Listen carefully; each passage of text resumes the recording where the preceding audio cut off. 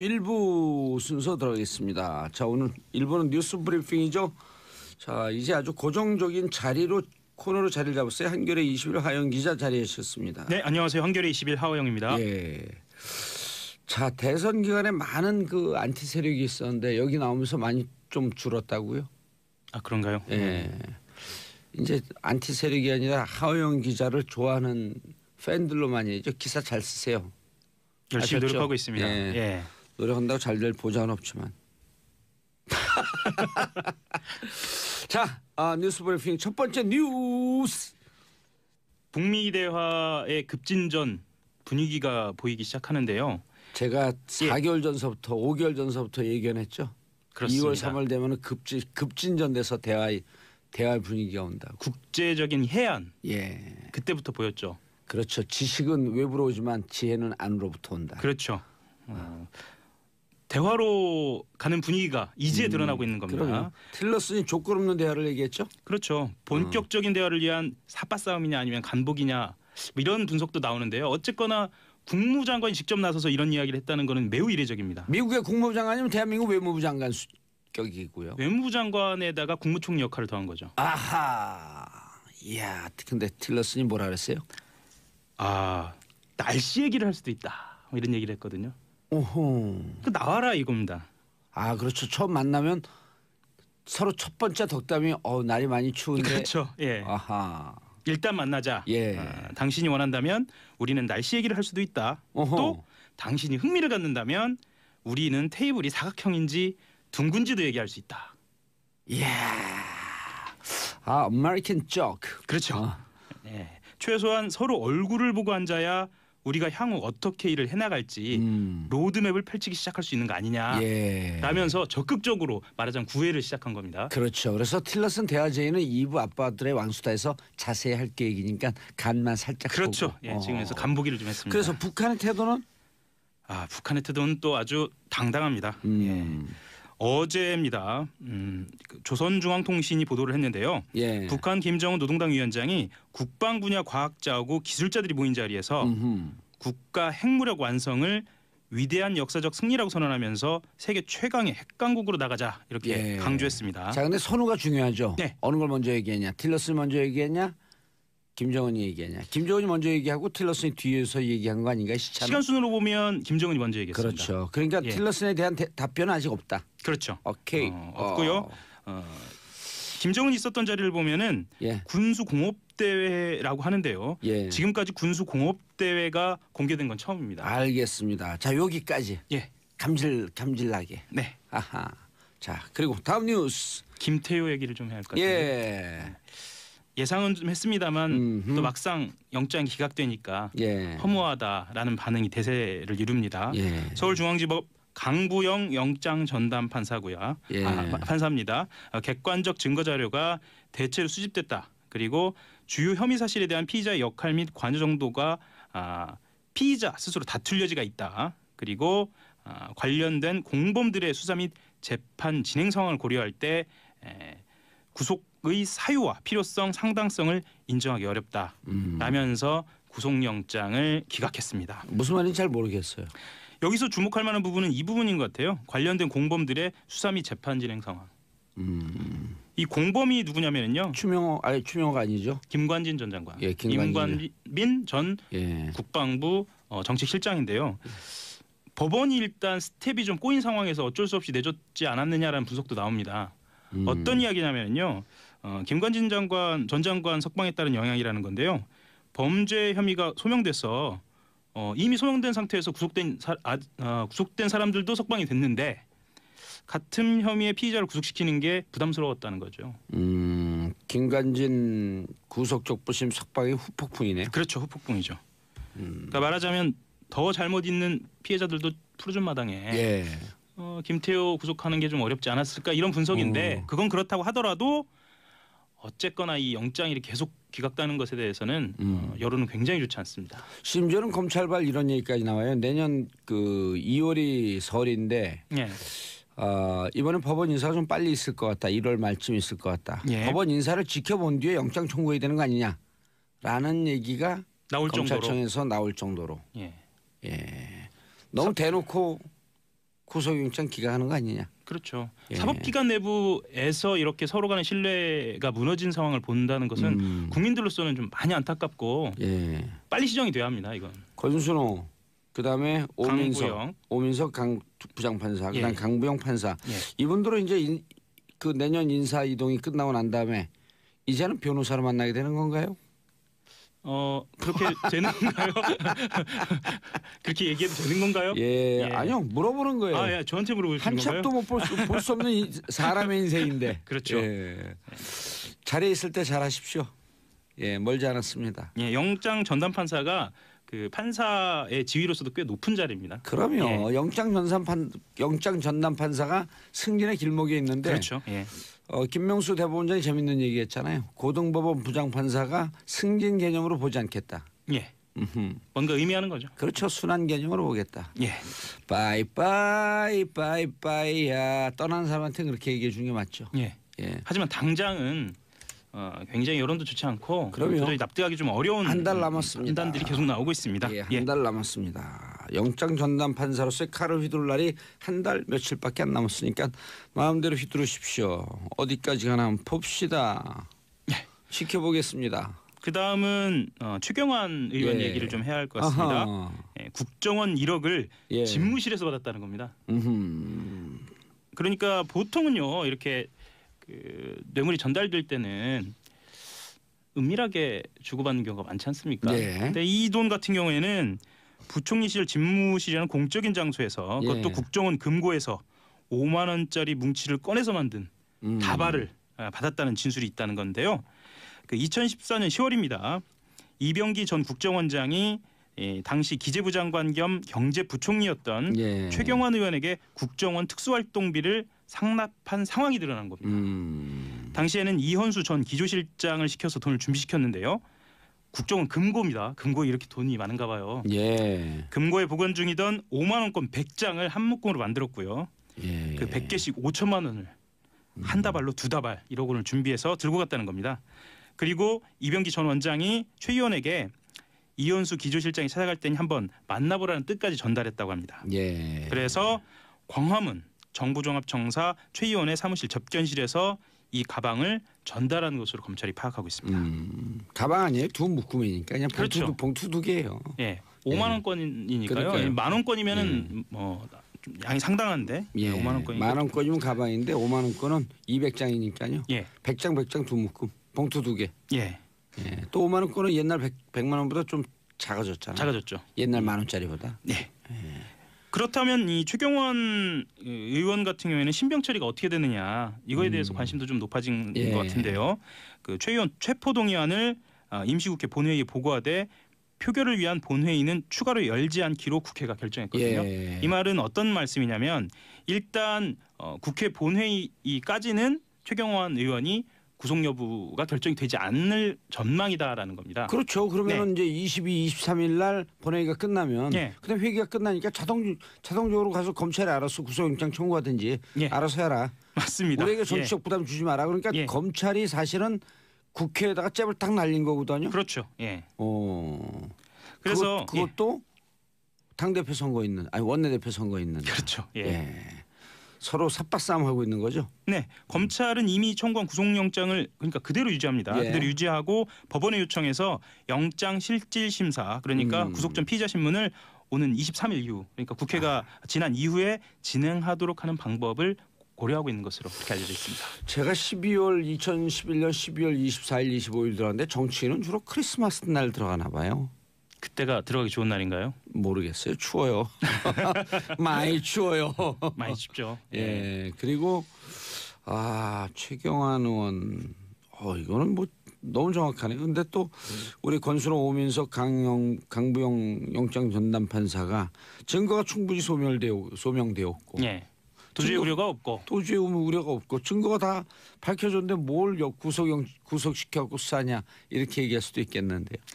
두고 봐야죠. 예. 이것까지 그렇게 처리한지는 두고 알겠습니다. 봐야겠습니다. 우병우 전 수석까지 포함해서요. 예, 우병우도 어떻게 되는지. 지금 그 구속영장 청구됐잖아요. 예. 알겠습니다. 샵 1035 짧은 문자 50원 긴 문자 100원 문자 보내주시고요. 유지혜님 안녕하세요. 정치쇼 입문합니다. 입정이에요. 입정. 입정인가요? 예, 정치적 입문이요. 입봉 아닌가요? 입봉. 예. 입봉도 좋아요. 예, 입봉주. 예. 자, 예봉조. 오, 봉자가 들어간 이름이 처음 나왔네요. 또 알람 맞추고 챙겨 듣는 봉도사님 목소리 고정하소서. 아이고. 자, 다음 뉴스요. 요즘 핫하죠. 예. 예, 블록체인. 가상 통화 거래와 관련된 이야기를 좀 하려고 합니다. 가상화폐 거래 열기가 좀 과열됐다라고 정부가 좀 판단하고 있습니다. 고등학생까지 뛰어든다라는 그런 이야기도 나오고 있는데요. 정부가 어제 긴급 대책을 내놨습니다. 그래서 미성년자와 외국인의 가상화폐 거래를 금지하고요. 거래소에 대한 규제도 강화하기로 했습니다. 정부가 칼을 빼들었다 보통 이렇게 표현을 하는데요. 그렇죠. 미성년자하고 외국인 같은 경우에는 올해 안에 전면 거래를 금지하도록 했고요.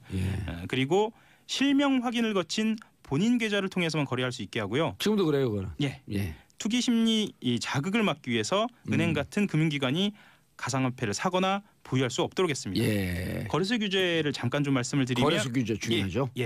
해킹이나 개인정보 유출에 대비해서 보안을 강화하도록 했고요. 그리고 가상화폐 거래로 거둔 수익에 대해서는 세금을 부과하는 방안도 그런 검토를 하고 있습니다. 다만요. 거래 전면 중단이나 투자 금액 제한 이런 고강도 조치가 있을 것이라는 전망도 있었거든요. 이게 빠져서 가상화폐 업계에서는 좀 안도하는 그런 분위기도 좀 있습니다. 그러니까 원천 봉쇄 대신에 거품 제거라고 하는 쪽으로 갔는데 거품 제거도 아니 그러니까 미성자 이거 그 거래하는 거 그 제한하는 거 맞고요. 네, 맞고요. 다만 시장은 오히려 이것을 양성화로 보고 다시 들썩이고 있다. 어허. 그러니까 투자 열풍이 좀 진정될지에 대한 그 전문가들의 의견은 좀 갈리는데요. 오히려 가상화폐를 허용한 것이 아니냐라는 해석이 나오고 있다는 겁니다. 그러니까요. 자, 근데 그 가상화폐 얘기를 요즘 좀 많이 했는데 핫해갖고 개발, 채굴, 거래. 근데 우리나라가 거래 쪽으로 잔뜩 몰려 있기 때문에 오히려 국가에서 기술 쪽에서 가상화폐를 개발하는 쪽으로 좀 길을 터야 된다라고도 하는 주장도 있거든요. 근데 일본도 그렇고 중국도 그렇고 어떻게든지 그 개발해서 그렇죠. 10위권 안에 드는 이 거래 화폐로 만들 수 있는 노력을 해라. IT 최강국 아니냐. 그렇죠. 이런 주장도 꽤 많이 나와요. 일단은 그러니까 과열은 과열대로 잡고. 일단은 지금 방향에서는 최소한의 조치로 보이긴 합니다. 최소한의 조치. 좀 더 강력한 그러니까 이게 자꾸만 투기, 사기, 그 자금 세탁 이런 건 다 잡아야 되거든요. 그렇죠. 그래서 정부 대책만으로는 시장에 브레이크를 걸기는 일단은 좀 부족해 보인다는 시선이 있고요. 그리고 한국 투자자들이 정부 규제가 생각보다 세지 않다고 생각하면은 가상 통화 수요가 늘 수도 있습니다. 그래서 오히려 해외 시장보다 가상 통화 가격은 높아질 수 있다는 전망도 나옵니다. 현재도 지금 계속 높게 형성이 되고 있어요. 그렇죠. 뭐 분단위 초단위로 이 널뛰기를 했어요. 그렇죠. 그리고 조금 높죠. 이제 그 시카고 옵션 시장에 등재되고 거래가 되고 난 다음에 미국과 우리나라 거래 가격이 좀 비슷해지고 있다. 이런 얘기도 있고요. 자, 그리고 대검 시간이 다 됐는데 그래도 잠깐 PD 수첩 얘기를 잠깐 할까요? 그 이명박 정부 당시에 대검찰청 수뇌부가 2008년 서울중앙지검의 PD 수첩 수사팀에 기소하지 않아도 되니까 제작진을 체포하고 압수수색하라라고 지시했다는 내용입니다. 그러니까요. 이게 정말 이래서는 안 됩니다. 동네 깡패도 아니고 이게 뭐 하는 겁니까? 이게 공권력을 가장한 국가 폭력이거든요. 그럼요. 이건 철저하게 좀 조사를 해야 할 것 같습니다. 이게 지난 12일 출범한 검찰 과거사위원회의 최우선 조사 대상으로 뽑히고 있습니다. 이게 사람들 감이 없는데 이런 거예요. 우리 동네 음식점 잘 되고 있고 정말 양심적으로 사업하고 있는데 동네 세금 안 낸다는 거에 말 안 듣고 우리가 조폭이 갖고 야, 그 책상 때려 부시지 말고 뭐 점잖게 갖고 그냥 무력 시위나 한번 해. 큰 소리 한번 치고 장사 못하게 이런 거랑 똑같은 거예요. 국가기관이 조폭짓을 한 거예요. 그렇죠. 당시 이명박 정부가 그렇게 나섰고 검찰이 부안해동했다는 거죠. 아니 거기에 무릎 꿇고 졸졸 쫓아갔다는 거죠. 뭐 무슨 부안해동에 멋있는 얘기 쓰지 마세요. 자, 하영 기자님 인사하시고요. 감사합니다. 한겨레신 하영이었습니다. 저희는 2부 아빠들의 왕수다로 돌아옵니다. 채널 고정하소서. 이상하게 잘했는데. 정봉재 정치쇼 2부 순서 들어가겠습니다. 아빠들의 왕수다. 잡음이 들어갔어요? 그 정도는 뭐 옥의 티가 아니라 티의 옥이라고 하나 할까. 일부러 그러신 것 같아요. 일부러 끝났어요. 입으로 그런 것 같아요. 입으로 들어가면서 일부를 아직 자, 아빠들의 왕수다. 정인설 한국경제신문 기자 자리하셨습니다. 안녕하세요. 정인설입니다. 예, 선수 변호사 자리하셨습니다. 네, 안녕하세요. 예. 아까 막 그 밖에서 선수 자료를 준비하고 계시대? 네, 항상 손수하고 있습니다. 선수하고 있어요. 네. 선수? 자, 고현준 만평 작가 리포터. 네, 안녕하십니까, 고현준입니다. 예. 아니 4.13 총선 때 같이 했어요 방송을. 네네. 그때 무척 유명한 리포터로 내가 알고 있었고 저런 사람하고 이제 방송 한번 해야 되겠다. 근데 어느 날 여기 보니까 듣보잡이 딱 나타난 거예요. 근데 이분은 누구지 봤더니 제가 그때 존경했던 바로 그 리포터였던 거야. 예, 제가 뭐 항상 말씀드리잖아요. 예. 24시간 365일 90중입니다. 꾸준히. 예. 그때 공항에서 리포터하고 그랬어요. 네네. 그러면서 지금 어디 나가세요? 해외 나가세요? 다 이미 짠 사람들한테 아니요. 처음 본 척하고. 저는 그렇지는 않습니다. 그래요? 네. 예. 아니 그 중에서 예를 들어갖고 그 일하는 사람이면 어떡할 거예요? 뭐 그 정도는 알죠. 그래요? 진짜 안 짜고 하나요? 저는 안 짜고요. 대부분의 분들이 세팅을 하는 경우가 세팅을 많은데 하죠. 저쪽에서 오라고. 예. 저는 아니에요. 여기는 알겠습니다. 짜지 않고 세팅을 했다. 아니야. 아니 이거 현장에서 저랑 같이 전화하지 않았지만 딴 사람이 해줬다.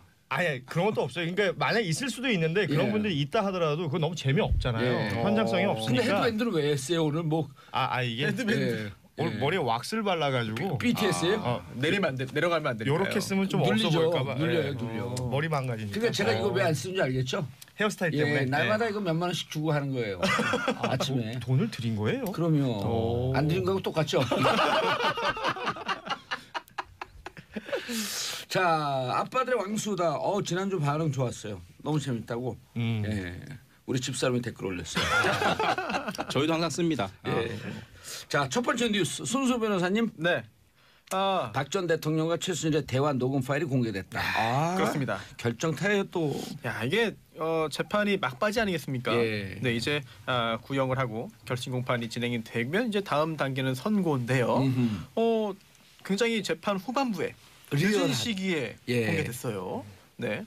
판사에게 아주 강인한 인상을 줄 수 있는. 이게 원래는 이게 증거 조사거든요. 예. 이게 재판 초반부에 해야 됩니다.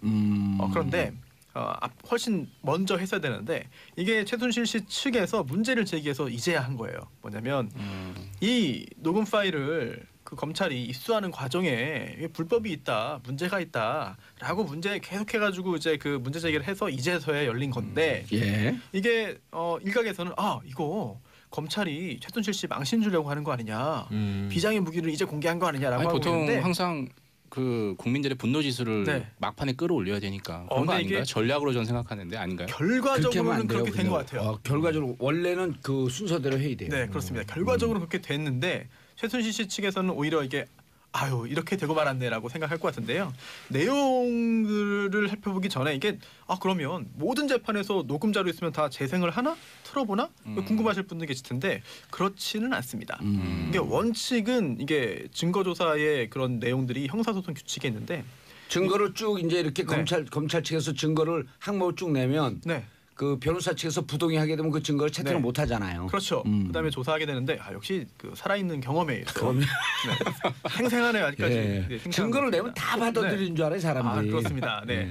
이 녹음 파일은요. 녹음 자료의 증거 조사는 재생해서 청취하는 방법으로 한다라고 규정이 되어 있어요. 그래서 원래는 다 들어보는 건데 보통 이제 그렇게 하지 않고 녹취록으로 다 풀어서. 네, 녹취록으로 예. 검사가 서면으로 이제 글자를 작성해서 써서. 내는 걸로 그냥 끝내는 경우가 많습니다. 하지만 워낙에 중대한 사건이고 또 그리고 이 녹음 자료의 입수 과정에서 문제를 제기하니까 결국은 다 이제 방청석에서 들을 수 있을 정도로 청취를 한 거죠. 아하. 중요한 게 또 내용 아니겠습니까? 예. 내용 들어보셨습니까?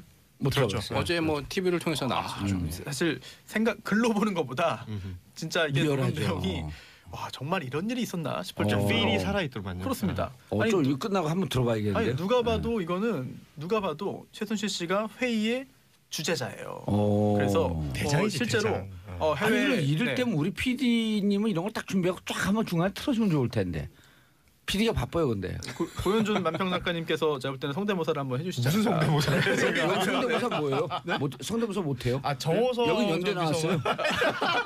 연대 전혀 그런데 안 나왔어요 저는. 네. 이게 내용이 예.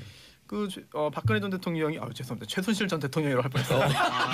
마음속으로 그렇게 생각하고 계시군요. 네. 섹시해. 네, 박근혜 전 대통령이 해외 순방을 나가는데 예. 그 전에 그냥 나가면 이거 좀 밋밋하다. 그러니 이제 수석 보좌관 회의를 열고 거기서 이야기를 하고 나가라라고 하는 내용으로 최순실 씨가 코치를 하죠. 그래서 실제로 정호성하고 셋이 있는데 전화로 실제로 회의가 열립니다. 3자 전화가 이루어졌어요? 3자 통화도 있죠. 네, 3자 통화가 있나? 예, 아니 세미 어쨌든, 대화가 있죠. 대화가. 대화죠. 예, 통화가 아니라. 예. 네. 그리고 경제 부흥이라는 단어를 쓰면 좋겠다라고 하니까 좋다. 박근혜 전 대통령이 경제 부흥 이렇게 하니까 그렇게 하자라고 해서 그게 정말로 박근혜 전 대통령의 발언에 들어갑니다. 웃긴 게 4대 국정 기조 중에 하나였죠. 그렇습니다. 경제부. 그러니까 저녁에 있는 삶 그거 조창대 손학규 뭐 이런 얘기가 있어요. 그러니까, 맞아요. 그거는 기사로 봤어요. 거기다 뒤에다 대고 그러면 어떻게 하냐면 경제 부흥을 너무 좋겠다 그랬더니 경제 부흥이 너무 좋다는 거예요. 누가? 최순실이. 그건 너무 좋아. 그게 바로 그냥 정해져 버린 거 아니에요. 그리고 또 정호성 전 비서관이 옆에서 계속해서 그러면 제가 체크하겠습니다. 그러면 제가 어떻게 하겠습니다. 뭔가 지시사항을 받고 그걸 정리하는 듯한 느낌이 계속 들거든요. 그러니까 박근혜 전 대통령은 계속해서 좋다 그러고. 이거 가만 생각해 보면 저희끼리 얘기할 때 우리 봉도사께서 최순실 역할이고 네. 저희는 뭐 백날 떠들어봤자 한마디 하시면 그거 좋다 그러면 그냥 그렇게 해야 되잖아요. 거기까지면 박근혜 전 대통령인가요, 그럼? 아니 난 안 할래 그거. 아니 그리고 이제 우리가 다 사람이 정리해갖고 맡은 역할별대로 가면 되는데. 다 정리해갖고 나가면 PD가 하지 마요. 그럼 네. 실제로 정호성 전 비서관이 최순실 씨와 통화하면서요. 톤을 어떤 식으로 이렇게 합니다. 톤을 어떤 식으로? 그게 결국 박근혜 전 대통령이 어떤 톤으로 이야기를 하는 게 좋습니까? 라는 것까지 질문을 하는 거고요. 이야. 구체적인 것까지 이제 방침을 듣고 그에 따라 가지고 박근혜 전 대통령이 이야기를 했다는 건데 굉장히 큰 충격일 수밖에 없죠. 예. 그리고 또 최순실 씨가 정치에도 상당 부분 관여라기보다는 정치에 관련된 그런 그 의견도 피력을 하는데요. 당시 야당이 예산안 처리 협조하지 않는 상황을 비판합니다. 그리고 결국은 대통령도 그에 따라서 이제 비판 메시지를 내는 것이고요. 여기에 대해서 참 그 내용은 직접 들어보시면 참 경악할 만한 부분이 있고 또 한 가지 말씀드리고 싶은 게 이게 최순실 씨의 변호인이 이경재 변호사잖아요. 예. 어제 또 이런 말을 했습니다. 법정에서. 아니 이거는 최 씨의 정치적 식견을 받아들여 가지고 조언을 구한 거에 불과하다라고 말을 했고요. 또 이게 최순실 씨의 아이디어에 따라서 국정기소를 정했다는 거는 이거는 대통령을 압도적으로 당선시킨 유권자들을 모독하는 것에 가깝다라는 말을 했는데 그리고 또 녹음을 듣고 나서요. 다 같이 듣고 나서 아니 이게 목소리만 듣고 누가 말한 건지 어떻게 하냐? 라고 이의를 제기했지만 재판장은 누가 들어도 그냥 알겠는데. 듣자라고 해서 들었습니다. 이게 이경재 변호사 입장에서도 물론 변호사가 변호 활동할 때는 최선을 다해서 하는 것이고 나중에 객관적으로 볼 때는 너무 무리한 거 아니냐, 말도 안 된다라는 비판받아도 해야 될 때가 있습니다만 변호사들 그럼 변론할 때 민망하지 않아요? 민망하죠. 네. 민망합니다. 네. 하지만 그럴 것 뭐 같아요. 민망하더라도 일단은 일은 하는 의뢰인. 건데 변호사의 임무잖아요. 책무잖아요. 게다가 형사재판 같은 경우에는 최순실 씨 의뢰인이 바로 옆에 있잖아요. 더 민망하지만 더 열심히 해야 됩니다. 그거 자체를 비난할 수는 없지만 결국 수임료를 주는 사람은 이쪽이니까. 그러니까요. 네. 하지만 그에 대해서 민망한 일을 했다라고 비판하고 비난할 자유와 자격은 청취자분들에게 있죠. 아니 박근혜 전 대통령 변호인단은 다 사임했잖아요. 그래서 뭐 국선 변호인으로 선정됐다고 하는데 뭐 그래도 이경재 변호사는 처음부터 끝까지 함께하잖아요. 저는 뭐가 됐든 어찌 됐든 간에 그냥 변호사로서는 열심히 하는구나. 자신의 역할을 들어요. 한다. 자신의 직업 활동을 한다. 최순실 씨도 이런 말을 했습니다.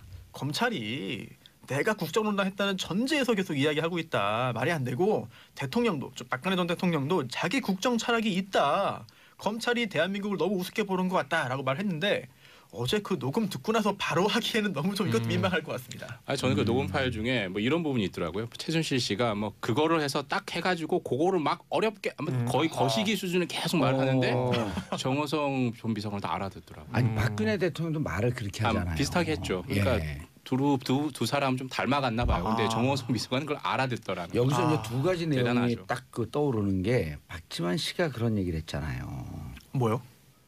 마치 최태민 씨와 최순실을 만나면 누나가 최면에 걸린 것 같다. 최면에 걸린 것 같다.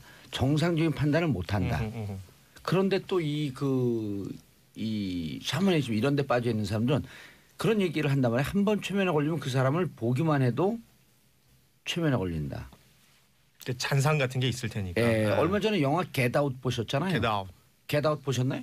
좀 봤습니다. 예, 거기 보게 되면 그 자기를 최면에 빠뜨려갖고 뇌를 바꾸는 그 여자 딸의 엄마 그 여자 눈을 안 보려고 노력을 하잖아요. 그렇죠. 커피 잔 소리를 안 들으려고 그러고 그거만 듣는 순간 딱 최면에 그쪽으로 빠지니까. 빠져드니까. 예, 그리고 외국의 언론에서 그랬잖아요. 샤머니즘 스캔들. 한국이. 네. 그러니까 최순실이라고 하는 사람이 누가 그랬잖아요. 대를 이은 교주고 거기에 빠져 있는 신자나 다름이 없다. 라고 추정이 된다. 라는 걸 라고 우리가 전하는 거죠. 다 그런 건 아니죠. 예, 그런 설이 있다. 그런 예. 설이 있죠. 그런 걸 썰이라 그러죠. 썰. 예, 저도 그런 인설이고요. 설이라 그러면 이월이죠. 설은 이월에 오니까. 네. 가끔 이런도 있습니다. 가끔 이런도 있어요. 아니 올해 이제 내년 2월이라고. 그런가요? 방송이 이렇게 산으로 가는군요. 그럼 다시 끌어내면 이제 바다로 가야죠. 자, 그럼 오늘 최순실 결심 공판 검찰 구형 얼마나 예상하십니까, 손소 변호사님? 제가 제일 늦게 한번 말하면 안 되겠습니까? 오, 그렇죠. 역시. 그게 완전 결정타니까. 자, 우리 그 아마추어 분들 제일 아마추어인 저부터 하겠습니다. 예. 그러면. 지금 10시부터 시작했다고 하더라고요. 정인설. 예, 네. 이거 정말 제가 얘기하는 건 설에 불과하니까. 예. 그 18개 혐의요. 그렇죠. 검찰은 무조건 세게 부를 거로 생각하는데요. 예. 무기징역 저는 부를 거로 생각합니다. 아, 무기징역. 검찰의 구형이 구형이죠. 구형 어디까지나 구형. 저는 그 장시호 씨의 곱하기 10 뭐 그 그러면 정도 15년. 뭐 2년 15년에서 6개월이었으니까 20년 20년 뭐 20년 그렇게까지 정도네요. 하나 찍으세요. 난 20년 할게요.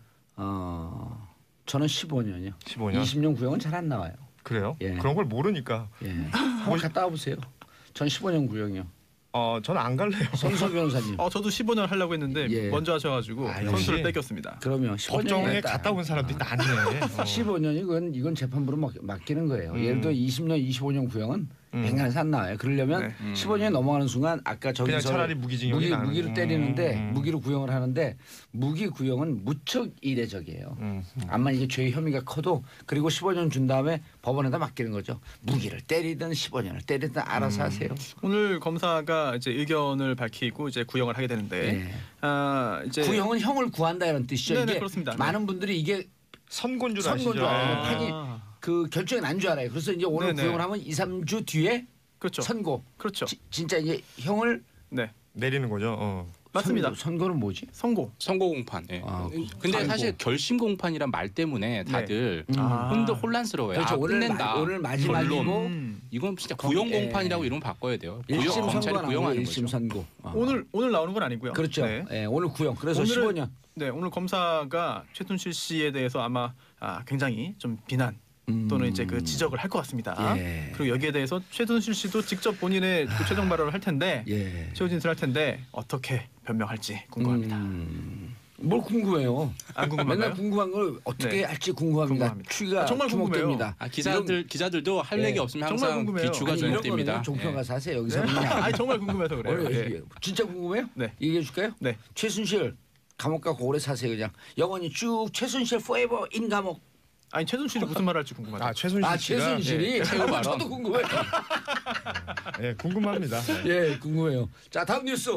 틸러슨 발언. 대화로 관한 정인설 기자님. 제가 이게 6개월 전서부터 연말 연초 되면 급격하게 대화의 분위기로 바뀔 것이다. 맞습니다. 그 봉도사님의 예언이 그대로 적중했고요. 그동안 이제 북한 미국과 삿바싸움 했어요. 대화할 거면 예. 조건 하나 맞춰라. 미국이 얘기한 거는 북한 니들 현 상태에서 핵 동결하고 도발 중단해라. 그러면 대화할게라고 했고 북한은 아니다. 그럼 우리 핵 보유국으로 인정해주면 우리 같이 대화하자라고 했는데 이런 전제 조건이 있었는데 렉스 틸러슨 미 국무장관이 without precondition 아무 전제 조건 없이 without precondition. 대화하자라고 어제 얘기를 했습니다. 그래서 이 대화 분위기가 무르익는 거 아니야라고 생각. 실제 이제 여기 동남아에서 조셉윤하고 북한 인사하고 만나거든요. 거기서 그리고 얼마 전 유엔 사무차장이 갔잖아요. 그렇죠. 거기서 대화 조건을 조율한 거 아니냐 이런 관측도 나왔는데 오늘 아침에 좀 김 빠진 얘기가 나왔어요. 그렇죠. 북에서. 미 백악관 대변인이 현 상태에서 북한하고 대화할 때가 아니다라고 못을 박았거든요. 이거 뭔가 투트랙으로 가는 거 아니에요? 투트랙이에요. 맞습니다. 네. 그러니까 이게 두 가지 시각이 있어요. 첫째는 조율된 미국의 자기 역할을 하는 거다. 그러니까 어디까지나 백악관이나 국방부는 군사적 옵션, 압박, 제재 얘기하고요.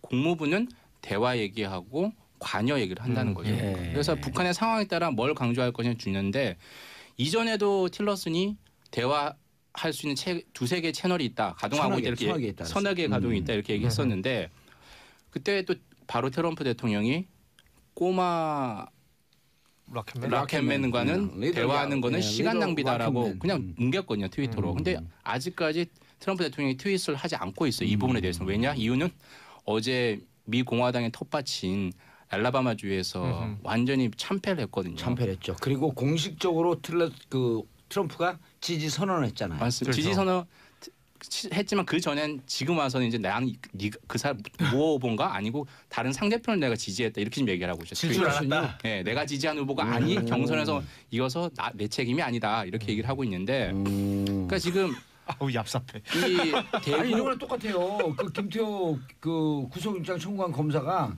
구속영장 기각되니까 사실은 나는 구속영장 기각을 청구했다 그러는 거예요. 그러니까 지금 현재 트럼프 대통령은 오직 내년에 중간 선거 거기에만 네. 가 있어요. 근데 대북 한반도 가지고 지금 될 듯 안 돼. 이게 약간 중요한 위치에서 약간씩 떨어져 가고 있다 이런 느낌이 좀 드는 거죠. 뭐 이스라엘 예루살렘 발언도 있었고 그렇죠. 그리고 지금 현재 상원이 51대 49라고 하더라고요. 맞습니다. 공화당이 51이고 51, 민주당이 49. 거의 네. 턱 밑까지 치고 올라왔거든요. 이런 게 상당히 압박, 위협으로 다가오고 있는 거죠. 그래서 북미 대화가 될 것이냐.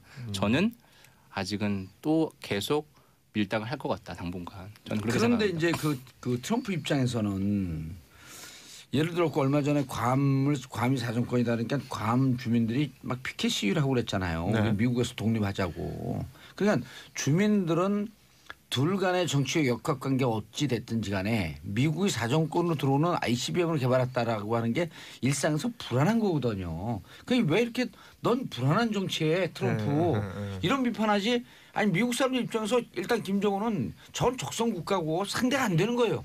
거기 비판해봐 소용이 없어. 그런데 이걸 자꾸 이런 상황으로 갖고 가는 트럼프가 불편한 거예요. 그러니까 정치를 못 한다고 생각하는 거죠. 못 한다고 생각하는 거죠. 예? 아 우리 이거 방송 듣고 있는데 재미없어 자꾸만 다른 청취자가 틀면 방송 못 하는 거 아니에요? 그럼 PD가 나가면서 내일 그만 오세요. 빠이빠이 야 그럼 저는 땡큐 그러고 가죠. 오늘 흥이 많이 오르셨는데. 그러니까요. 예. 예. 아니 그 아까 제가 왜 그랬냐 일부에서 네. 이 영장 전담 판사 내년 2월인데 인사가 빨라졌고 1월 말쯤 할 거거든요. 그래서 계속 빠이빠이 하는 거예요. 네. 그러니까 2달 남았다. 2달 안 남았어요. 2월 10월 다 간 거예요 이제. 그렇네요. 검찰 내부에서 전담 판사 바뀐다면 수사한다는 얘기가 파다해요. 그러면 이게 뭐예요? 사실 그건 코미디 아닌가요? 영장 전담 판사 인사에 따라서 검찰 수사 일정이 바뀌고 이러면 그러니까 이건 법원 정신 차려야죠. 법원 그런 개혁의 건가요? 한 사례예요. 영장 전담 판사를 정말 영장 전담 위원회나 이런 걸 만들어 갖고 하든지 어쨌든 그래서 대화는 지금 계속 진행이 하려고 그냥 미국에서 첫 얘기를 했어요. 맞아요, 맞습니다. 물밑 조건 대화 없이, 조건 없이라는 얘기를 처음 한 거 사실 미 고위 인사가 한 거는 처음이죠. 사실. 그는 지난번에 틸러슨이 대화한다라고 하는 얘기를 했다가 트럼프하고 IQ 지능지수 싸움까지 갔었잖아요. 맞습니다. 그래서 지금은 또 이제 틸러슨이 그 사임 위기에 있거든요. 그러니까 이제 트럼프 대통령 입장에 대화파니까 예. 틸러슨 같은 경우는 마음에 안 드는 거죠. 강경파로 바꿔야 되는 거 아니야. 그래서 뭐 폼페이오 CIA 국장이 차기 국무장관이다. 니키 헬리 유엔 주재 미국 대사가 차기 국무장관 후보다. 뭐 이런 얘기가 나오거든요. 근데 전문가들은 우리나라 같으면 그럼 당장 그 해임을 시켰을 텐데 왜 해임을 안 시키지? 이러고 문제 제기하는 또 전문가들도 있어요. 이거는 짜고 치는 고스톱이다. 한쪽은 강경, 한쪽은 대화하면서 상황에 따라서 상황을 뭘 강조하냐고 따르면서, 하는 거죠. 예. 예. 정말 그렇게 이견이 있고 뭔가 메시지가 혼선이 생기고 정책적으로도 혼란이 생긴다면은 예. 미국이 그냥 두겠습니까? 자체적으로 그건 안 되죠. 정리를 하겠죠. 또 그런데 트럼프가 네. 한생질 하잖아요. You fire. 하면 끝이죠. 이게 전공 아니에요. 네. 그렇기 때문에 이게 애초부터 이렇게 투트랙으로 가기로 계획을 하고 한 건지 아니면은 하다 보니까 이렇게 되는데 이것도 괜찮네? 라고 해서 계속 활용을 하든지 둘 중에 하나가 아닐까 생각합니다. 그러면 늘 양수겸정을 치시네. 추위가 주목돼 정말 궁금하죠. 원래 정치는 그거 아니에요? 트럼프의 마음이 궁금합니다. 예, 아니 그런데 정말 정말 트럼프가 보기에 틀렸으니 자기와 다른 입장을 얘기하고 있다라고 하게 되면 벌써 해고시켰죠. 그렇죠. 예. 그런데 왜 자꾸 우리 끝날 때가 됐어요 벌써? 시간 잘 가네요. 예. 방송이 기가 막히게 재밌네요. 그냥. 그러니까 이렇게 해가 틀렸으니 아니라 트럼프. 우리 거 하는 거 보고 좀 배웠으면 좋겠어요. 청취자의 마음도 궁금합니다. 예, 귀추가 주목됩니다. 귀추가 주목됩니다. 예. 15년 얘기했어요? 네, 다 했죠. 15년? 네. 다 했어요. 예. 자, 저 광고 듣고 3부에 돌아오겠습니다. 채널 고정하소서.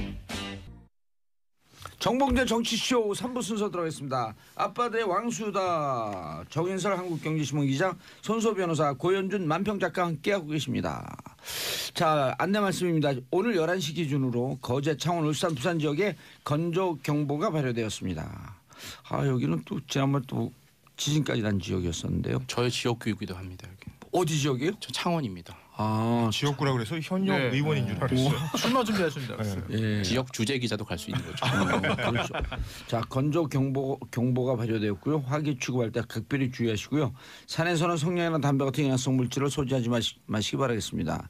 산불 발견하면 즉시 119 신고고요.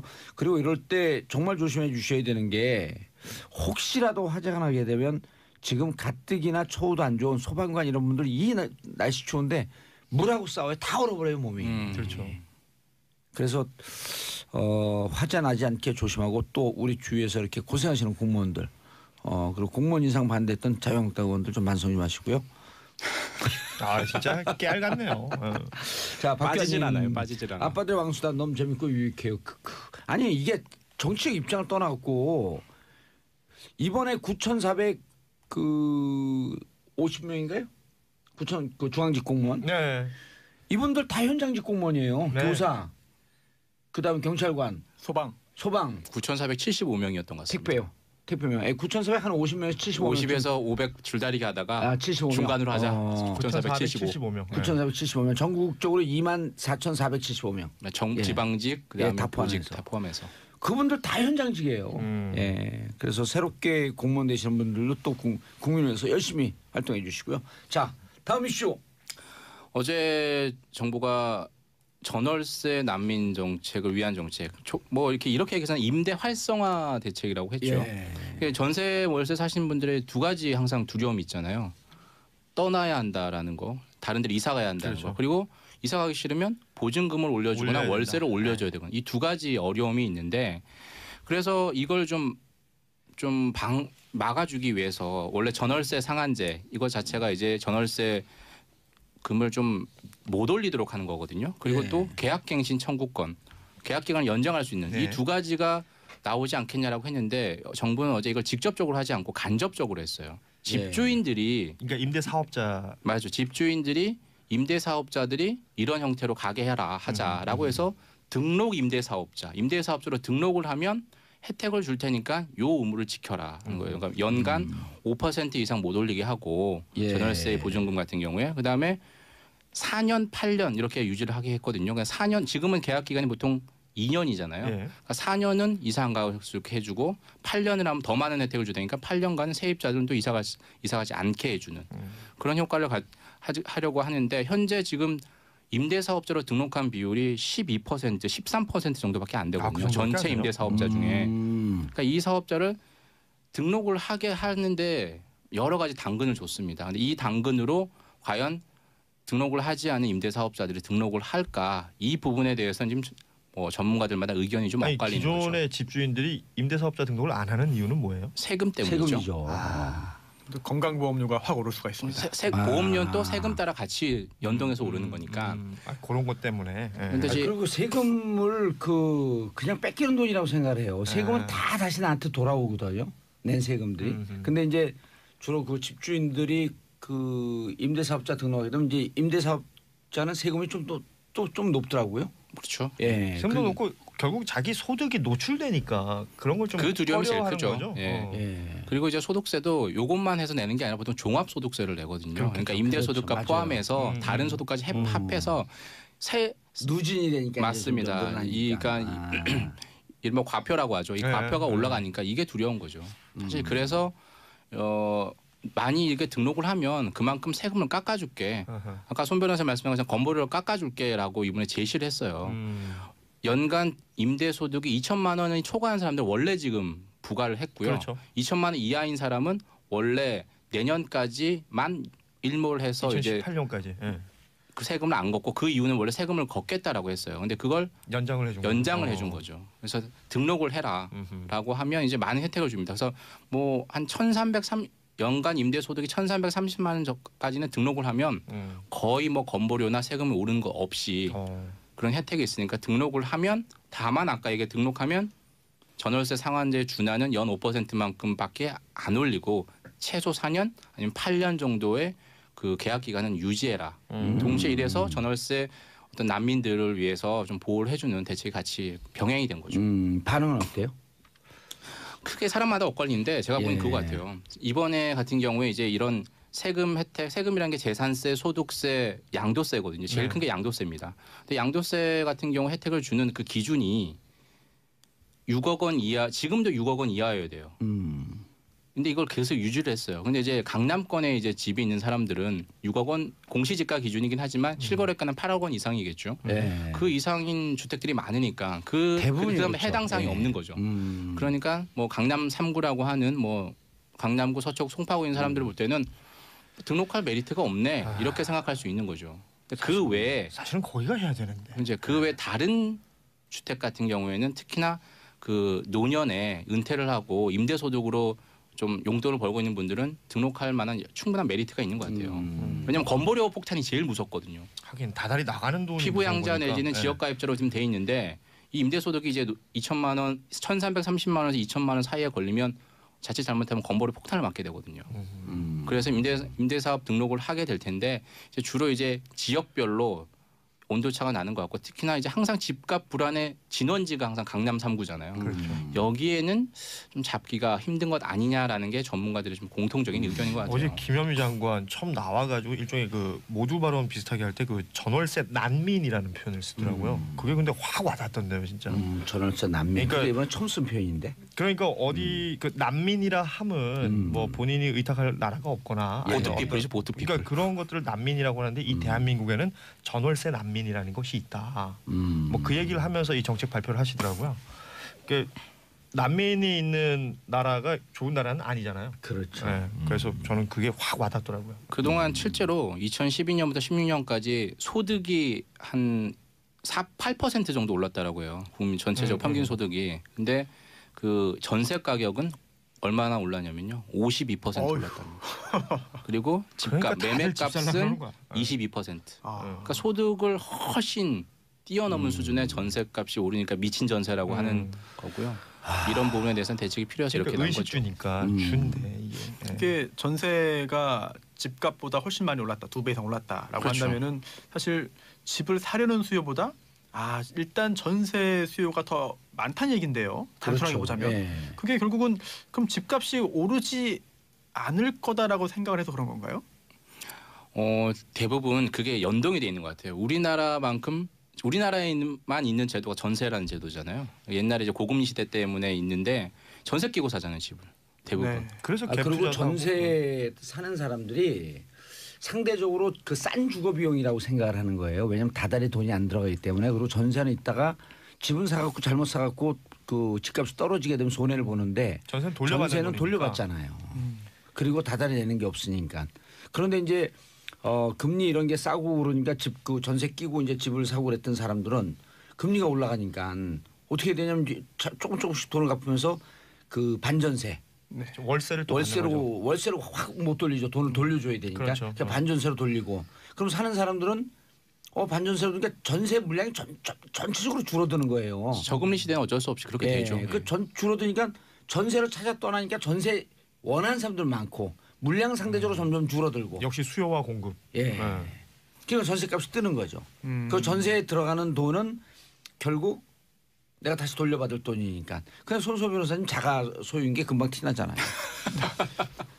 저도 뭐 전세 월세 다 해봤습니다. 네. 예. 그러면 자, 세입자 입장에서 2년마다 오르는 집세, 전월세 상한제는 왜 빨리 안 되나 이제 이런 심정도 있잖아요. 그러니까 다 그렇죠. 세입자 심정에서는 박수를 치는 정책 아니에요? 지금 10명 중 4명 이상이 지금 전월세를 살고 있다라고 예. 나오는데요. 그 전월세 상한제를 직접 못하는 거는 약간 이제 시장에 인위적으로 개입하는 게 있어서 일단 2020년까지는 이렇게 간접적인 방식으로 해보고 그때 가서도 전월세 가격이 안정이 안 되면 말씀하신 대로 전월세 상한제, 계약갱신 청구제 이걸 직접적으로 해보는 거죠. 이번 가장 이제 핵심은 이번에 집을 2채 이상 가지신 분들이 임대 소득자들이 집을 어떻게 처리할 거냐 이 대책을 보고 과연 임대사업주로 등록을 할 거냐 아니면 집을 4월부터 이제 양도세가 중과세 되잖아요. 그 다주택자들 같은 경우에는 처분을 할 거냐 아니면 자녀에게 증여를 할 거냐 아니면 버티기를 할 거냐 끝까지 이 4가지 사지선다 중에 하나를 고를 거예요. 첫 번째가 뭐라고요?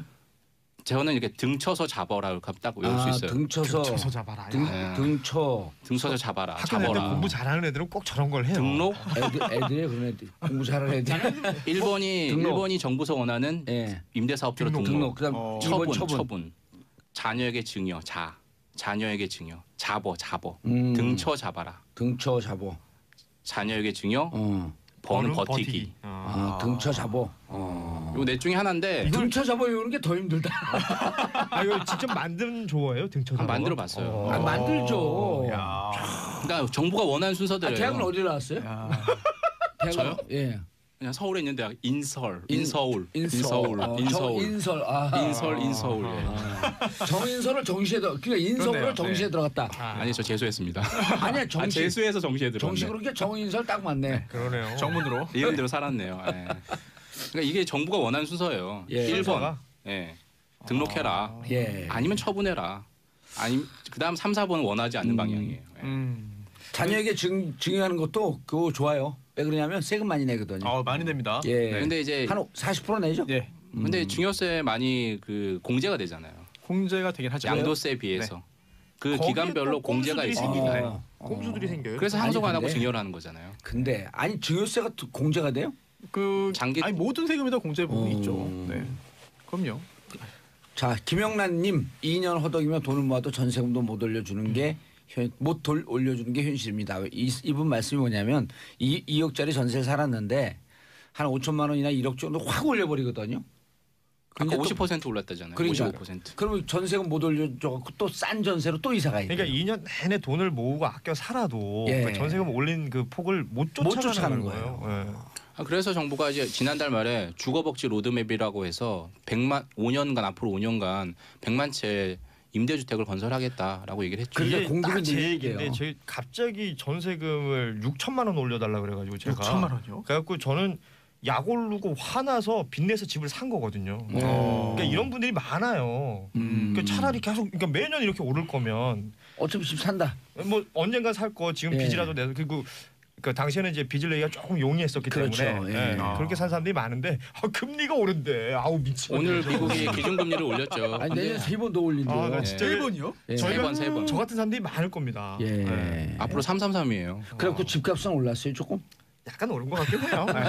자, 김정님, 김주용님, 전 15년 전 받던 월급을 아직도 받고 있습니다.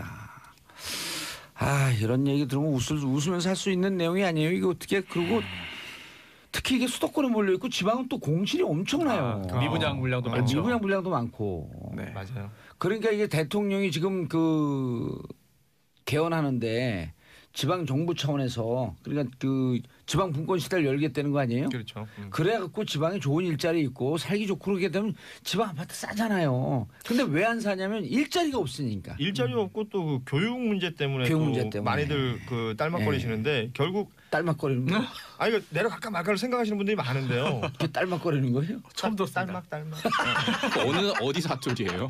이거 제 말이에요. 등쳐 잡자 같은 거야. 신조어를 잡아. 딸막. 근데 저는 그렇게 생각해요. 그러니까 삶의 질이라는 것을 좀 따져 보면 그 삶의 질을 높일 수 있는 일자리나 교육 환경이 지방에도 만들어지면 지역에도 충분히 내려가지 않을까요? 좋아요. 그리고 이게 그 여기에서 자 좋은 대학 나와도 뭐 취업한데 인센티브 있다 이런 걸 없애는 사회가 돼야 돼. 그래서 블라인드 채용으로 넘어갑니다. 아주 그냥 진행이 유려하네요. 정말 너무 유리요. 예, 물 유리요. 뿌리듯이. 예.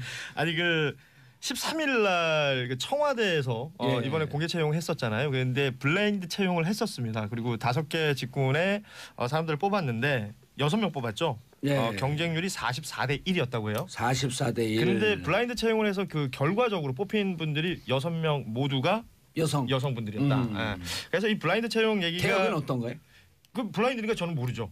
아니 결과는 끝에 결과 나왔죠. 결과 뭐 어떻게 나왔어요? 연세대 2명, 예. 뭐 각 대학 1명씩 아, 그래요? 이렇게 나왔었죠. 다 인서울이에요? 아닙니다. 지방 대학도 꽤 있었고요. 제가 기억은 못 하는데 아, 이 직군이 연세대가 뭐- 2명이어서 제가 기억합니다. 아, 그렇군요. 통번역군이 저 연세대였던 것 같아요. 제 기억에. 그게 왜 그러냐면 정인설 기자가 연세대 나왔다는 뜻이에요. 그러면은. 아닌데요? 아무튼 뭐 제가 이제 체크 못한 거고요. 일자리 통계, 통번역, 문화해설 그리고 동영상, 포토 에디터 이렇게 5군의 그 직무군에 6명이 네. 뽑혔는데 말씀하신 것처럼 학교 분포나 이런 것들은 좀 골고루 있었던 것 같고요. 예. 이 블라인드 채용 얘기가 나온 게 결국은 그 공공기관들의 채용 비리가 문제가 되면서 공공기관들 그 블라인드 채용하자라는 얘기가 있었고 이 부분에 대해서 진행이 된 거죠. 예. 그 대학 입시도 블라인드 입시하자라고 하는 얘기도 많이 나오잖아요. 뭐 얘기들은 지금 계속 나오고 있는 거죠. 이게 전수조사를 했었지 않습니까? 예. 그 전수조사했을 때 이게 너무 좀 심할 정도다. 공공기관의 채용 비리가 2,234건. 그중에 이제 44건이 수사 의뢰가 돼 있는 거고요. 그러니까 이게 전수조사를 했는데 이거 타는 거 이게 중간 결과 발표란 말이에요. 그러면 계속해서 조사를 해보자면 5년간 조사했더니 2,000건이 넘는다. 예. 그러면 제대로 따져보면 또 얼마나 더 있겠느냐. 그렇다면 적어도 앞으로는 예. 이런 공공부문 혹은 뭐 민간도 마찬가지지만 예. 채용 비리는 없어져야 되지 않겠느냐라는 자성책인데 문제는요. 이 블라인드 채용을 하면서 상대적으로 역차별을 받고 있다라고 주장하는 그 기존에 흔히 말하는 이제 고스펙자들, 고스펙자들은 우리가 역차별 받는 거 아니냐. 그리고 심지어 지난 그 학창 시절부터 그 좋은 스펙을 쌓기 위해서 내가 해왔던 노력들이나 뭐 내가 들였던 공이나 시간들이 오히려 반대로 그 감점의 요소가 되는 거 아니냐. 예. 뭐 이런 그 주장들을 하는 부분들이 생기는 거죠.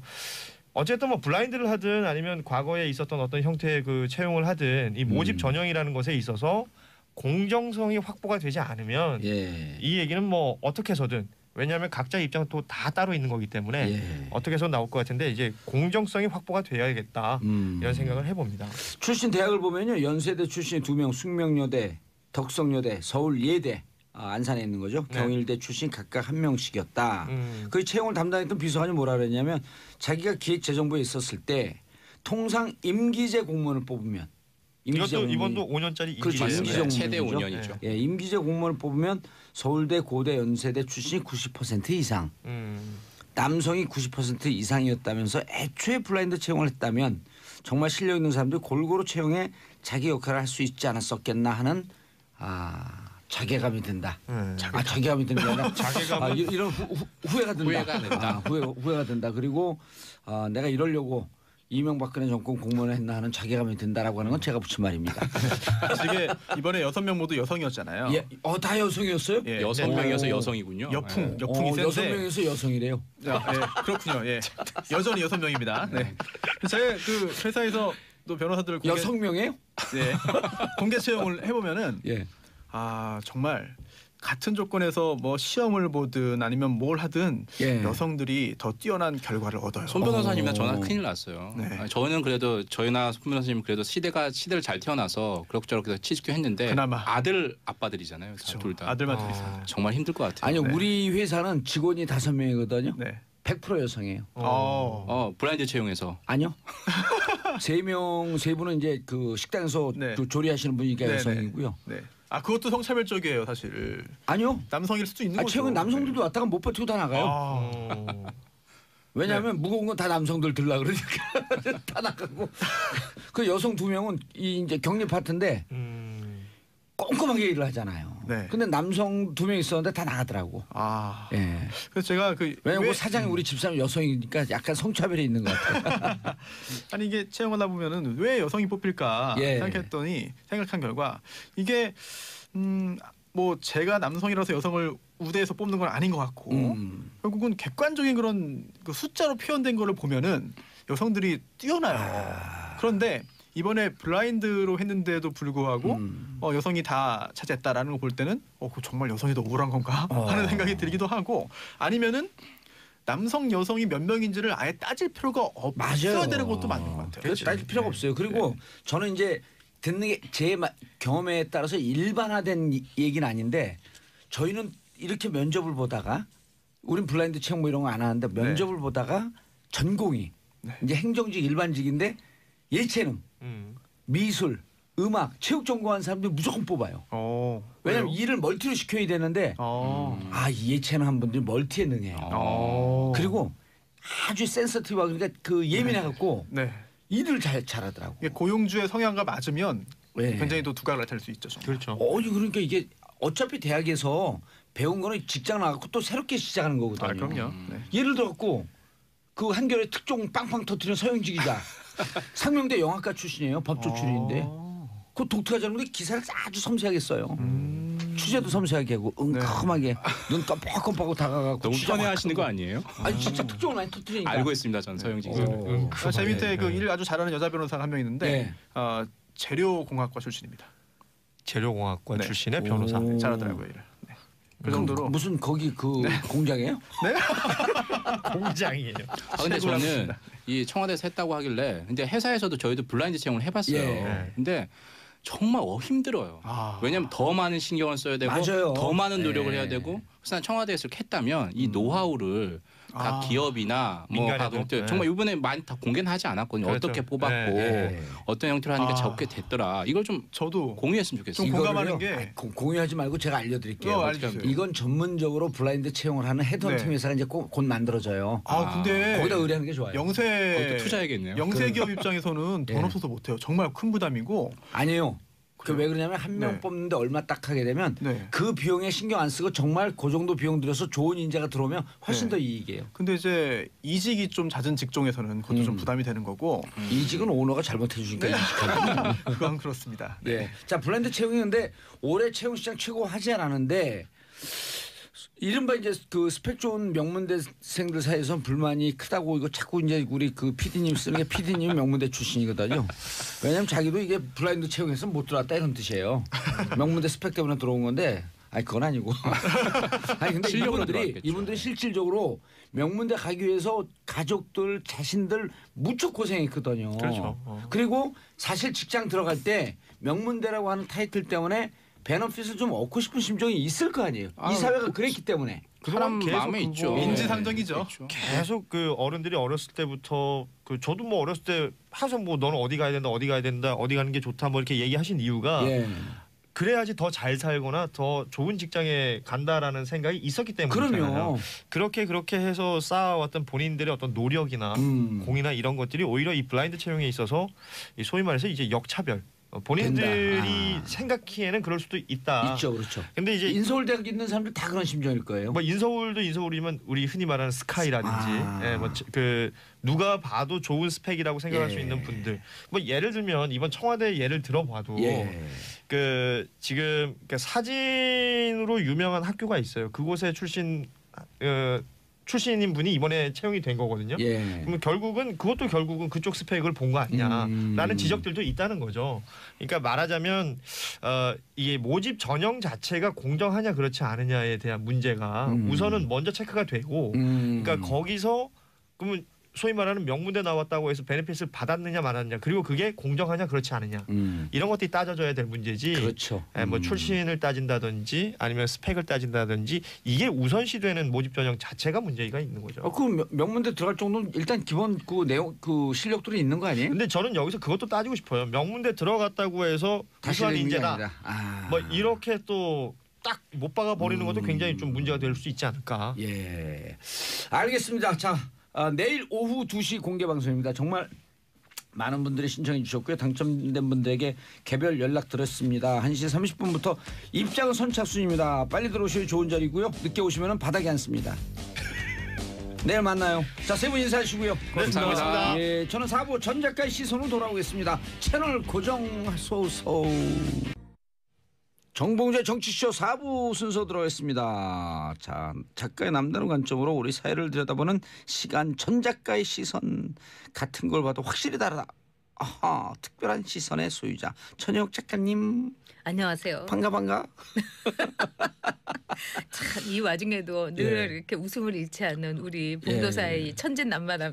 그래서 제가 좋아해요. 그러니까 무슨 와중인지 잘 모르겠어요. 아니 이 외교적 환경을 그러니까 보면 너무 속상해요. 너무 속상하죠. 예. 네. 자, 중국의 외교 결례.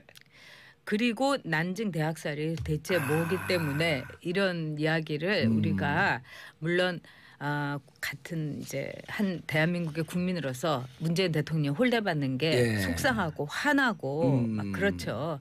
그런데 거기 가가지고 우리가 환대를 받았다고 해가지고 결과가 좋은 건 아니에요. 맞아요. 그러니까 중국인들이 문화 대혁명에 대해서 그 10년 우리 중국의 긴 역사에서는 아무것도 아니었다 이렇게 하는 이 도도함처럼 모든 거를 크게 보는 것처럼 우리도 이제 크게 보면서 이야기를 전개했으면 좋겠어요.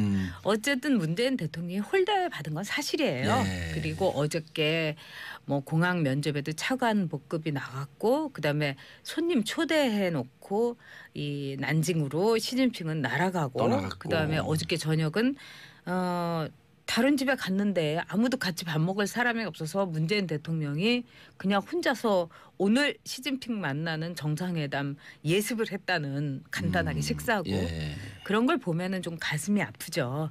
그리고 시진핑도 손님 초대해 놓고 뭐 냉장고에 있는 거 대충 꺼내 먹으세요. 뭐 이런 식으로 그냥 주인이 전화 하나 아니면 그 3M 테이프 딱 붙였다는 이런 거하고 똑같으니까요. 그러니까 그 중국에 초청으로 간 거 아니에요. 그렇죠. 네, 국빈 방문이에요. 그리고 예. 국빈 방문은 스테이트 국빈 방문이면 정상적으로는 그렇죠. 장관이 나와야 되고. 그럼요. 그러니까 굉장한 결례인데 예.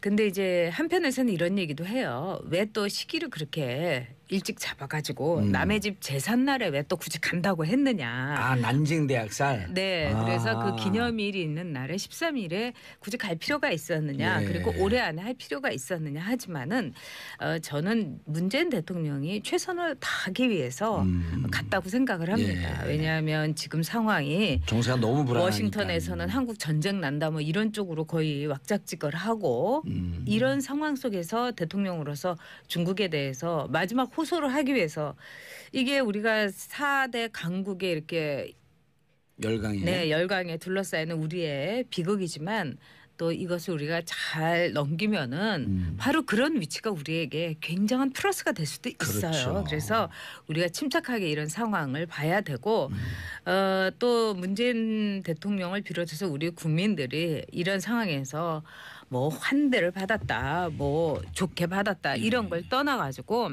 제가 보기에는 냉정하게 이 상황을 봐야 예. 된다고 봅니다. 아까 그 말씀을 딱 꽂히네요. 환대를 받았다고 한반도 정세 상황이 좋아지는 거 아니다.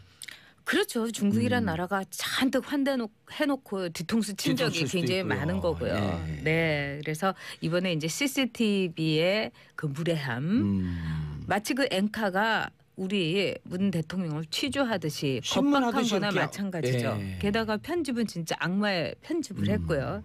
그래서 저도 화가 나고 이런 아나 무인 또는 중국에 이 우리를 예전에 조공바치던 나라 취급하는 것에 저도 굉장히 화가 납니다. 그런데 이런 상황 속에서도 중국이 난징 대학살 80년의 중국 80주년을 맞은 중국의 분위기라는 것은 예.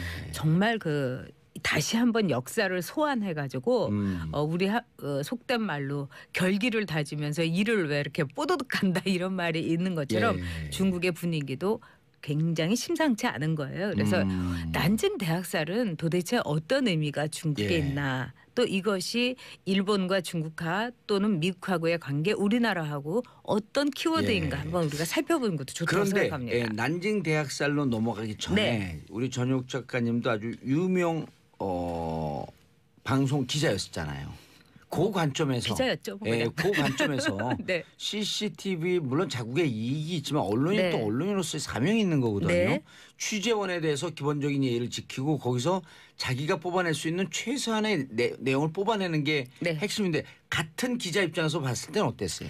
제가 보기에는 언론의 자유가 없는 기자들이 예. 더 빡빡하고 더 기자로서의 본령을 잃는다고 생각합니다. 갑질을 하는 게 진짜 언론 그렇습니다. 자유가 없는 나라 사람들 오히려 특징인 것 그렇습니다. 같아요. 네, 사실 이 CCTV 앵커 굉장히 유명한 사람인데 이 사람이 말하는 거는 무슨 중국의 그 국장급이 우리나라 국장급 실무회담 할 때 불만 쏟아내는 것.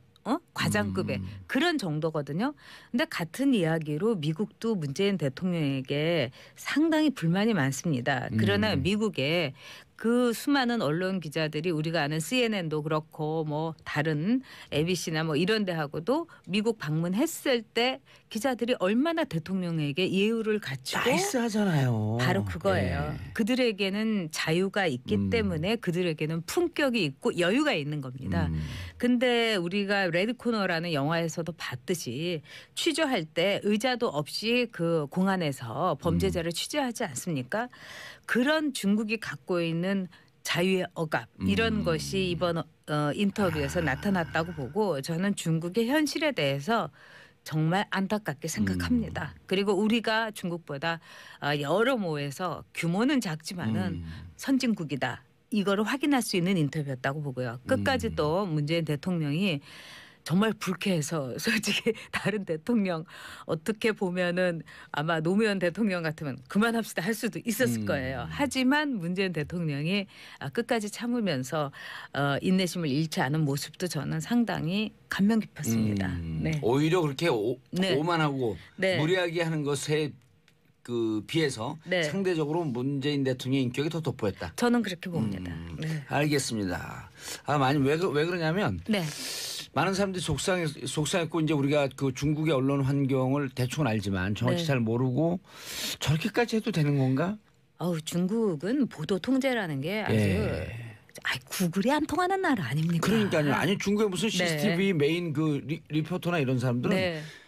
마치 공산당 무슨 고위 간부들이 하듯이 그렇게들 하는 걸 왕왕 봐요. 고위 간부들과 같은 비슷한 대우와 그런 명예와 부를 누리고 있고 예. 또 이제 이거는 뭐 제가 특정한 경우를 비난하는 건 아닙니다만 중국의 그 부패 예. 이런 상황을 보면은 부패에는 꼭 그 여성들하고의 그 부적절한 관계가 붙어가죠. 예. 고위 관리에 대상이 그 중국의 여성 앵커인 경우가 상당히 많았어요. 맞아요. 그런 보도가 그 왕왕 있어요. 물론 그것을 일반화시킬 수는 없지만. 그렇지만은 그게 우리나라나 또는 미국에서 가당 하긴 한 말입니까? 그럼요. 네.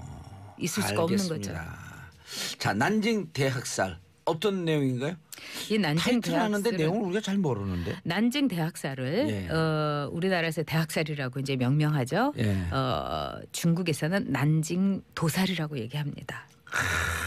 그리고 다른 느낌으로 네, 오네요. 일본에서는 뭐라고 얘기하냐? 난징 사건이라고 얘기합니다. 맞아요. 자, 일본이 난징 사건이라고 말하는 일본의 의도를 아마 금방 눈치채셨을 거예요. 우리 어렸을 때 교과서에 난징 사건을 배웠던 것 같아요. 그러진 않았던 것 같은데. 그러진 않았어요? 네, 잘 공부 안 하셨나 봐요. 공부 안 했죠, 당연히. 대학살을 했어요. 저는 공부하는 건 아주 뭐 팩트니까 이건 치료합니다. 열심히 공부하잖아요, 요새도.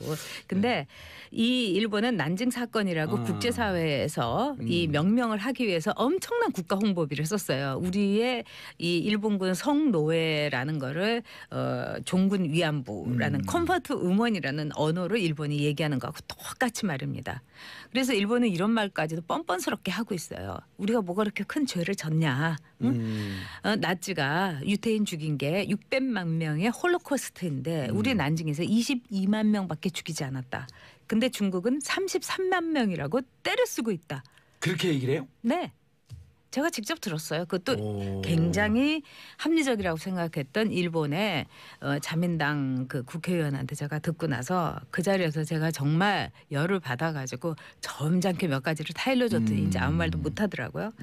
근데 이제 미국의 이 난징 그 도살, 난징 대학살이라는 건 어느 정도 일본이 이 당시에 1937년 12월에 이 난징 즉 중국의 수도인 난징을 점령을 하면서 일본의 학살, 일본의 광기 이게 그냥 아주 그냥 정점에 이르렀던 겁니다. 그래서 당시에 일본의 마이니치 신문의 전신인 마이니치 니찌니찌 신문에서는 어떤 기사가 실렸었냐면은 이 무카이하고 노다라는 일본 군인들이 얼마나 사람을 빠른 시간 안에 100명을 죽일 수 있느냐, 참수를 할 수 있느냐 이걸 가지고 내기를 한 참수 배틀에 대한 기사가 나와요. 그래서 누가 100명의 목을 빨리 치나 초기록이 달성됐다. 106명과 105명.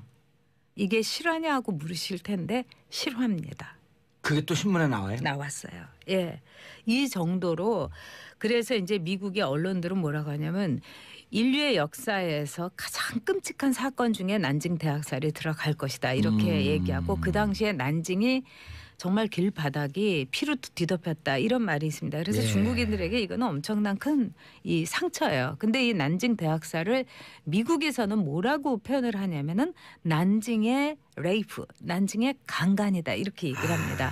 이 레이프라는 게 예. 이제 성폭행이라고 우리가 언론에서 순화하지만 강간이라는 커다란 이 틀에서도 얘기를 하지만 중요한 건 뭐냐면 이 모든 학살 이거는 최정점이 강간이에요. 사실은 전쟁이 일어나면은 가장 피해를 보는 것은 여성입니다. 그리고 일부러 집단 강간도 하죠. 그래야지 공포를 확산시키면서 공포감 때문에 지배할 수 그렇죠. 있다는. 그래서 종군 일본군 성노예라는 것이 일본의 국가에 의한 집단 강간인 겁니다. 우리가 절대로 잊어서는 안 되는 거예요.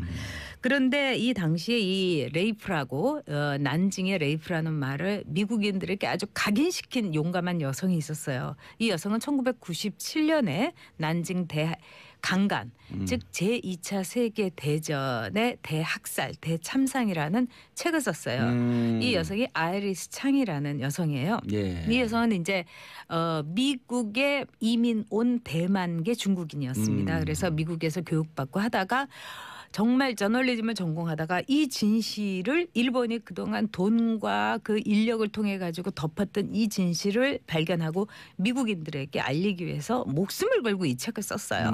이 책이 뉴욕타임스에서 거의 석 달 넘게 베스트셀러였고 당시에 영부인이었던 히러리가 이 백악관으로 아이리스 장을 초대해 가지고 얘기를 들었어요. 일본이 이때 뒤집어 엎어졌었습니다. 네, 그리고 막 항의하고 난리가 났었죠.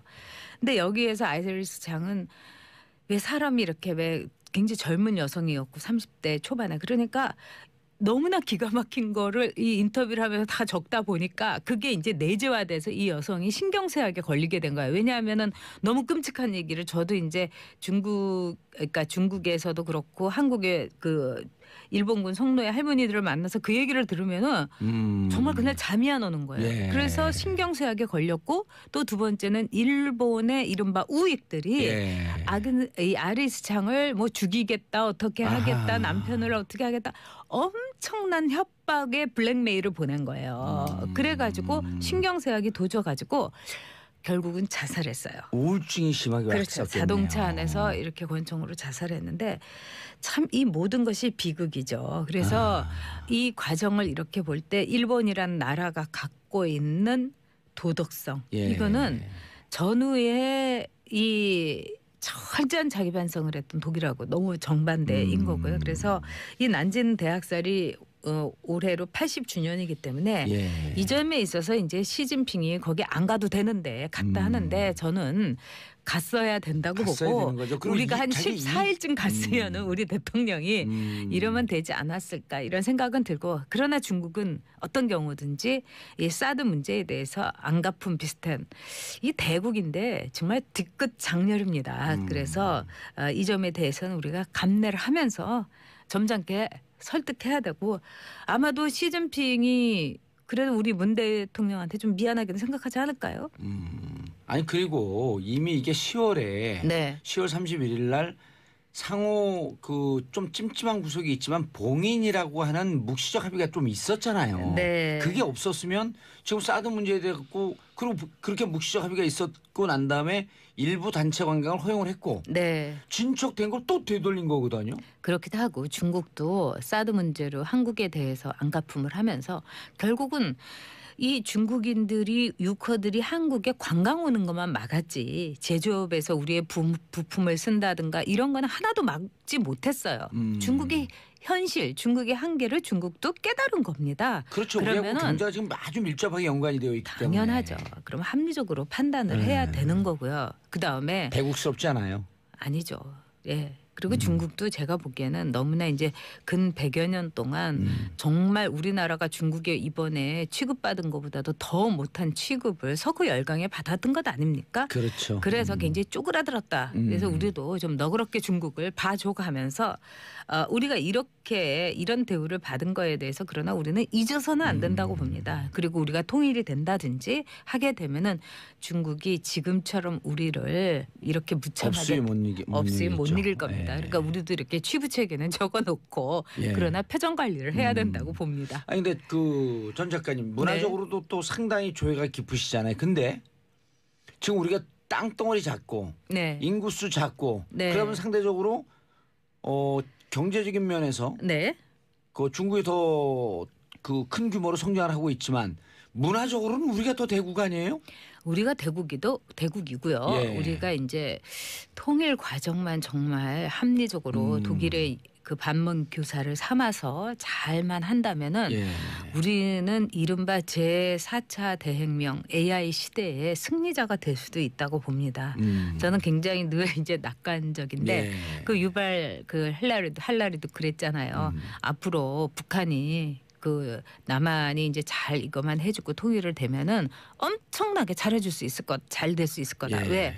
지금 이제 이 전 세계 국가는 AI라는 이 어마어마한 혁명에 이걸 리셋하려면은 뭘 버릴 것도 많고 손질할 것도 많고 말하자면 이제 살고 있는 아파트 리모델링하는 것처럼 힘든데 그러니까 힘이 들지만 근데 북한은 뭐 때려부시고 할 것도 없고 그냥 맨바닥에 아무것도 없으니까 그래서 북한이 앞으로 제4차 대혁명에서 통일 후에 한국이 설계도만 잘 그린다면은 굉장히 가능성이 있다. 저는 그 말을 듣고 굉장히 그 용기도 받기도 했어요. 그래서 우리가 이런 상황 속에서 소국이다 이렇게 생각하지 말고 우리의 장점을 살려서 여기저기 막 뚫고 가면서 전방위로 그냥 한번 우리의 능력을 확실하게 보여주자. 그리고 문재인 대통령이 방중한 것에 대해서는 여러 가지 얘기가 많지만 청와대가 실수한 것도 있지만은 제가 보기에는 저는 진정성은 그래도 시진핑의 마음속에서 보긴 할 거라고 봅니다. 그리고 이 친구 문재인 대통령의 진정성에 대해서 이 친구 이렇게 이 과정에서도 표정 관리하면서 오늘 같이 나하고 만나는구나. 이 정도의 인간이라면 뭐 이렇게 시진핑 인간 취급 안 하는 건 아닙니다만 그렇기 때문에 제가 볼 때는 우리 국민들이 이 상황에서는 진영을 떠나서 또는 우리가 국적을 떠나서 인류애적으로 한번 문재인 대통령도 밀어주고 시진핑의 80주년 행사에 갔던 속사정에 대해서도 우리가 이해해주는 그런 나라가 됐으면 좋겠어요. 정말 아픈 역사의 날이었었네요. 그 어떻게 보면은 중국이 당한 거는 우리가 당한 거보다 일본에 의해서 당한 거보다 스케일에 있어서는 뭐 이루 말할 수가 없었죠. 그러네요. 네, 당시에 그 저도 아이리스 장의 책을 이제 읽어봤습니다마는 저도 그날 잠이 안 왔어요. 거기에 나온 걸 보면은 방송에서 여러분들 오늘 저기 점심 못 드실 것 같아서 제가 말씀을 못 드리는데 우리말로 번역이 돼 나와 있나요? 그건 제가 모르겠어요. 그 당시에 저도 이렇게 아이리스 장을 검색해보면 나오겠네요. 아, 그럼요. 전 그 미국에 있는 친구가 이거 꼭 읽어보라고 해가지고 제가 이제 선물 받아갖고 읽은 거예요. 네, 그리고 미국인들이 특히 인권에 대해서 관심 있는 미국인들은 우리나라에 번역이 됐군요. 역사는 누구의 편에 서는가. 이게 너무 순화된 제목이다. 하여튼 너무 가슴 아픈 책이에요. 여러분 꼭 읽어보시고. 네. 이런 책을 근데 그 공감 능력이 좀 그 남다른 사람들 이런 거 힘이 들어서 못 보잖아요. 이런 책들. 저는 그래서 무서운 영화를 못 봐요. 공포 영화를. 그리고 이제 이런 책을 읽으면 그날 꿈에 꼭 꿔요. 네. 그래서 제가 이런 책은 오전에 읽는다든지 뭐 그렇게 하고 있어요. 네. 제가 감옥 살 때 무슨 의자라고 하는 그 쌍차 해고되고 그 막 그 해고된 사람들이 20 몇 명 이렇게 죽어가는 그걸 감옥에서 보는데 한 일주일 동안 눈물이 나서 못 보겠더라고요 책을. 그런 일 있죠. 저도 그런 경험한 적이 있고. 그냥 해고로 끝나면 되는데 해고된 사람들이 한 20 몇 명 계속 자살을 하거든요. 그리고 이제 아이를 낳고 나서 한 5년 동안은 그 아이의 그 생명체에 대해서 그 굉장히 여성들은 이렇게 어태치도 돼 예. 있다고 할까 밀접하게 돼 있기 때문에 이 길거리에 이렇게 가다가 애가 이렇게 넘어져가지고 울고 그러니까, 있어도 그것만 봐도 가슴이 아파서 막 눈물이 나오고 여성들한테는 그런 게 있는데 아마 아이리스 장도 자신의 나라 모국인 중국에 대한 모성애로 아하. 그 난징의 대강간을 저는 썼을 것이다 이렇게 봅니다. 예. 네. 그래서 모성애라는 거는 인류의 역사에서 가장 많은 것을 고발했고 가장 많은 것을 이 말하자면 고쳤고 그런 중요한 거죠. 네. 어렸을 때 그 애 키우는 사람이 그러는 거 아니다라고 하는 말을 이해를 못했거든요. 아, 네네 맞아요. 결혼해갖고 이제 네. 애를 낳으니까 이해하는데 네. 특히 이 아이들이나 인류애에 대한 감수성은 여성분들이 훨씬 더 깊은 것 같아요. 그럴 수밖에 없죠. 예. 왜냐하면 아이를 낳으면서 여성들은 한 생명을 낳는 거에 대해서 체험을 절절히 하니까요. 아유, 예. 네. 0252님 전 작가님 같은 50대 여성으로서 정치 시사 모든 걸 너무 지적으로 때론 냉철하게 풀어주셔서 너무 존경합니다. 아유 과분하세요. 자, 손윤정님 전 작가님 나오실 때 봉도사님 표정이 제일 밝은 것 같아요. 연상의 여인을 좋아하는 것 같아요. 어떻게 아셨어요, 손윤정님? 손윤정님 손씨여서 손오공 같은 예시력이 있는 건가? 참 예쁜 이름 갖고 계시네요, 손윤정님. 자, 양혜진님, 김희영님이 문자로 책 제목 다시 알려달라고 하셨습니다. 역사는 누구의 편에 서는가? 네. 아이리스 장. 네. 예, 좀 기회 되시면 한번 보고 중국이 이런 아픈 역사의 현장에서 불가피하게 문재인 대통령이 방문했지만 갈 네. 수밖에 없었던 역사의 슬픔 현장에 있었다. 그렇죠. 예, 그리고 문재인 대통령이 이제 이 난징 대학살에 대해서 예. 이 노대사도 보내고 예. 그다음에 우리는 아픔을 공유한다 이런 말씀은 우리가 오히려 대국이라는 이렇게 홀대 받는데도 불구하고 그럼요. 그런 점잖은 예. 말씀을 했다는 거 저는 굉장히 적절했다 이렇게 생각합니다. 막 무리하게 군 사람 앞에 그 무리함을 당한 사람이 충분히 이해할 수 있어. 이럴 때 얼마나 멋져요. 그렇죠. 나 열받았어. 뭐 예. 이거 뭐야 이렇게 할 수도 있는 거 아닙니까? 알겠습니다. 너무 결례를 했으니까요. 예, 전 홀대를 작가님 했고요. 인사하시고요. 네, 다음 주에 또 뵙겠습니다. 예, 날씨 저는- 추운데 건강 조심들 하시고요. 예, 저는 내일 오전 10시 5분에 다시 돌아오겠습니다. 평화를 사랑하는 대한민국 국민 여러분 감사합니다. 땡큐. 피스 코리아.